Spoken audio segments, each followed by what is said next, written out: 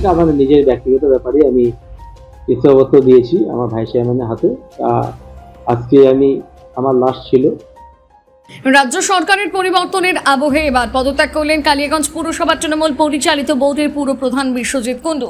ব্যক্তিগত কারণ দেখিয়ে তিনি উপপুরপ্রধান জয়া বর্মন দেব শর্মার হাতে ইস্তফাপত্র জমা দিয়েছেন বলে জানা গিয়েছে। যদিও এই পদত্যাগ ঘিরে রাজনৈতিক ও প্রশাসনিক মহলে শুরু হয়েছে জোর জল্পনা। বিশ্বজিৎ কুণ্ডুর দাবি, সরকার পরিবর্তনের পর বর্তমান পরিস্থিতি ও ব্যক্তিগত কারণে গত 14ই মে তিনি ইস্তফাপত্র জমা দেন। তবে এখনো পর্যন্ত সেই ইস্তফাপত্র গৃহীত হয়নি।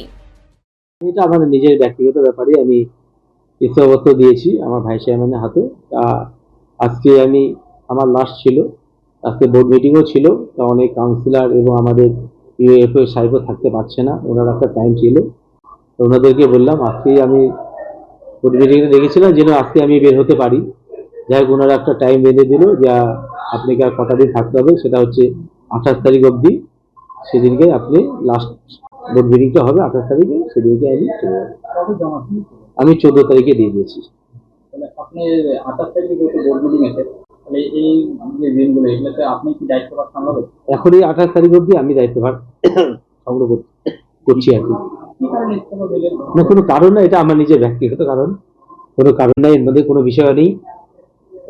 যেহেতু আমাদের সরকার নেই, সেহেতু কারণেই আমি ইস্তফা দিচ্ছি। এদিকে উপপুরপ্রধান জয়া বর্মন দেব শর্মা জানান, সোমবার পুরসভার বোর্ড মিটিং হওয়ার কথা থাকলেও তা বাতিল করে আগামী 28 মে নির্ধারণ করা হয়েছে। ওই দিন বোর্ড মিটিংয়ে সর্বসম্মতিক্রমে পুরপ্রধানের ইস্তফাপত্র গ্রহণ করা হবে কিনা সেই সিদ্ধান্ত নেওয়া হবে। ততদিন পর্যন্ত পুরপ্রধানের দায়িত্ব সামলাবেন বিশ্বজিৎ কুণ্ডুই।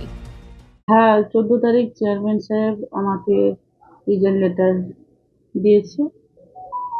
সেটাই, আমাদের সরকার নেই, সেই খাতিরে সেই রিজাইন দিয়েছে। গ্রহণ করা হয়েছে সেটা আমার কাছে আছে, এখন অফিসিয়ালি সেরকম এখনো হয়নি, সেটা বলতে গেলে। কেন আচমকা এরকম পদক্ষেপ? আচমকা এখন সব দিকে কি বলবো, চেয়ারম্যান সাহেব ভাবছেন যে আমাদের সরকার নাই, কাজে সব বিল হচ্ছে না, কাজকর্ম করতে অসুবিধা হচ্ছে, সেই জন্য এই পদক্ষেপ নিচ্ছে। আপনি কি পরে থাকবেন না আপনি ভাবছেন? সেটা তো এখনো, যেহেতু আমাদের আজকে বিএসসি হওয়ার কথা ছিল, তো আজকে তো সেটা ক্যান্সেল আছে, তো 28 তারিখে সেটা সিদ্ধান্ত নেব। উল্লেখ্য, কয়েকদিন আগে বেতন বকেয়ার দাবিতে কালিয়াগঞ্জ পুরসভায় আন্দোলনে নামেন সাফাই কর্মী ও নির্মল সাথীর মহিলা কর্মীরা। আন্দোলনের জেরে পুরসভার কাজকর্ম কার্যত অচল হয়ে পড়েছিল। সেই সময় পুরপ্রধান বিশ্বজিৎ কুণ্ডু আশ্বাস দিয়েছিলেন, আগামী 21 মে সাফাই কর্মীদের এবং জুন মাসে নির্মল সাথীদের বেতন মিটিয়ে দেওয়া হবে। এই পরিস্থিতিতে প্রশ্ন উঠতে শুরু করেছে, সরকার পরিবর্তনের পর পুরকর্মীদের বেতন সংক্রান্ত চাপ এবং প্রশাসনিক জটিলতার কারণে কি পদত্যাগের সিদ্ধান্ত নিলেন তিনি? এ বিষয়ে বিজেপির কাউন্সিলর গৌরাঙ্গ দাস কড়া প্রতিক্রিয়া দিয়েছেন।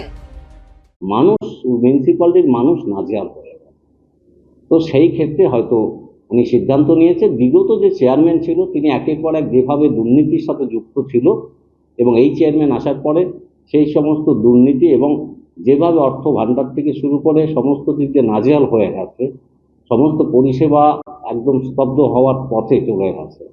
তো এই ঘটনাকে উনি সামাল দিতে পারছে না, বা সেই ক্ষেত্রে উনি মনে করেছে যে হয়তো এই দুর্নীতি সমস্ত দায়ভার উনি হয়তো ঘাড়ে নিতে চাচ্ছে না। সেই ক্ষেত্রে হয়তো উনি সেই জায়গাটার ক্ষেত্রে উনি হয়তো ইস্তফা দিচ্ছে। উনি মনে করেছে বিগত দিনের যে দুর্নীতি সেটি এই চেয়ারম্যান কেন ঘাড়ে নেবে, তো সেই ক্ষেত্রে হয়তো তিনি নিজের পদ থেকে উনি সরে দাঁড়াচ্ছে। এটা আমার ব্যক্তিগত মনোভাবে।